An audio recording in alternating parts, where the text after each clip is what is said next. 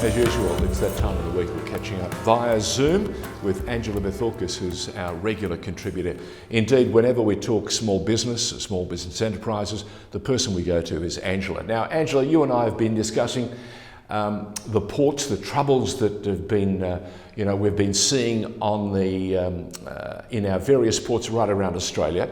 And I've noticed there's a story that's come up that ports giant and logistics company called Cube, which I think quite about 50% of Patrick's container terminals, is once again in the news, and not for the right reasons. What are those reasons? Oh, there's 30 odd million reasons. Oh, only 30 odd million reasons. Look, this story's been highlighted in the press because of the unions, and they've come out and said, look, Cube got more than $30 odd million worth of JobKeeper funds. They should return them. And the Cube intends to return some of that money, but not all of it. So they're still going to keep about $16 odd million, which as the unions point out, look, George, I get annoyed with these stories every week when I hear about big companies that have, benefited from all these JobKeeper funds and they appear to still be making nearly $2 billion worth of profit. The reality is, though, that if we err on the side of caution, you don't really know till the end of something or till you've lived through something how it's all going to pan out. So what a wonderful situation that we're in a country that had that money to provide them and their workers. But where the unions do have some sway here and they do have grounds to be a bit narky about is that since they have produced such a huge amount of profit, maybe they should return all of the funds or at least include the $2.8 million they handed over in bonuses to the executive. I think that sounds very much like a strategy that would be worthwhile for all Australians to pursue. We're really good at making a judgment. You and I have seen it over the years, especially the last half a dozen years, where we saw a number of people maligned for not paying their workers their proper dues. Interestingly, that one young guy that we know, George Columbaris, got nailed to the wall, and I didn't see the same thing for Woolworths. I didn't see it for Coles. I didn't see it for Qantas. Everybody, did the right thing as far as they were concerned, but Georgie got nailed to the wall. And mind you, when we worked out everything at the end, George made sure that they paid everyone they could, and that's much more than some of the others. But in the meantime, he lost his brand and his reputation, and the others seem to be skating through unhindered. Yeah, absolutely, and we're seeing it much too often, which is terrible. Tell me something. You and I have been talking about this, warning about this. We're talking about the end of JobKeeper. It's that day when the government will pull the pin is getting ever closer. What happens? What sort of Australia are we going to have post-JobKeeper? Look, I think the government's being a little bit low key here and keeping it on the down low, some of the solutions that they are offering. And we do know, for instance, that the tourism industry has been hit the hardest, along with artists, live music, etc. So I think the good news story here is that the government does have some economic plans in place to help some of these industries.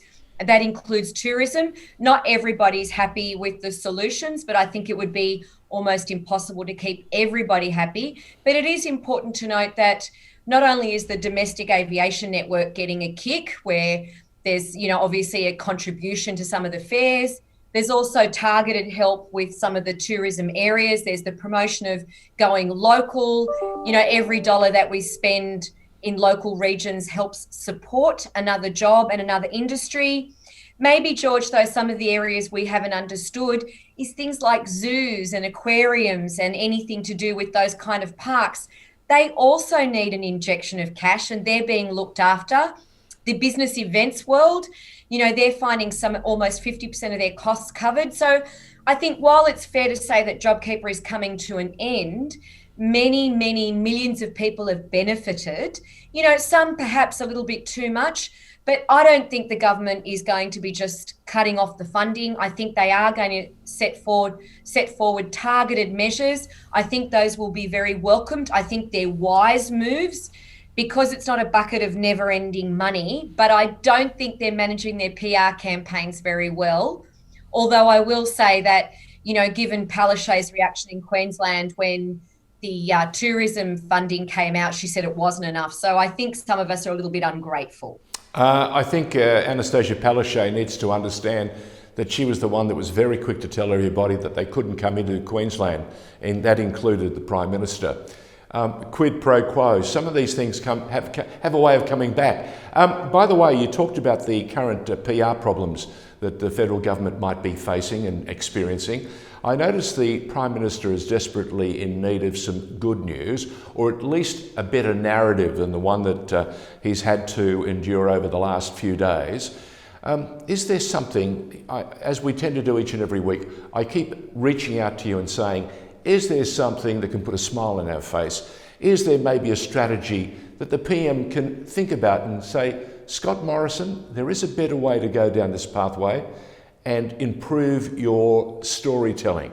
Is there someone that's set a better example than Scott Morrison, the Prime Minister, over the last few days on how to get out of a jam? So it's the headlines around the world to rival the global pandemic of COVID is the fact that Hollywood Whispers said that J-Lo and A-Rod had separated. No. I know. Look, I'm a Yankees fan. I know Alex Rodriguez. He wouldn't do that, would he? Well, he posted a picture on Instagram fishing alone. It kind of painted a picture. J-Lo also painted a picture on Instagram with flashback to pictures of a time when I was happy. And then eventually, of course, they had to come out and set the record straight. So I think to celebrate ScoMo's very tough week, and we all know that, when he's kind of put a foot wrong, which seems to be he takes one foot out of his mouth to put the other one in, I think he could learn some lessons for what happens when the media kind of comes out not on your side. Well, you take a leaf out of A-Rod's book, you employ a professional, and you issue a very short statement. And I just want to read this verbatim because I don't want to get it wrong, because ScoMo needs to get this exactly right. A-Rod come out and said, all the reports are inaccurate. We are working through some things. So I think ScoMo could just put that out as a blanket PR response every time he says something wrong. All the reports are inaccurate. I'm working through some things, for instance, comparing the women marching in Canberra to Myanmar and the fact that there are rebellions and shots could be fired to silence everyone. Those reports are inaccurate. Yes, I know. It was one of those horror moments, and if you're supposed to be a master in public relations, I would have thought, the moment that thought started to materialise in your brain, you would clear it very quickly. Or at least ring Jenny, because she's advice occasionally. Now there you go. See, if I ever have a problem, I just reach out and ring Angela Vithoulkas. Thank you, Ange. And I always take your call. Good boy.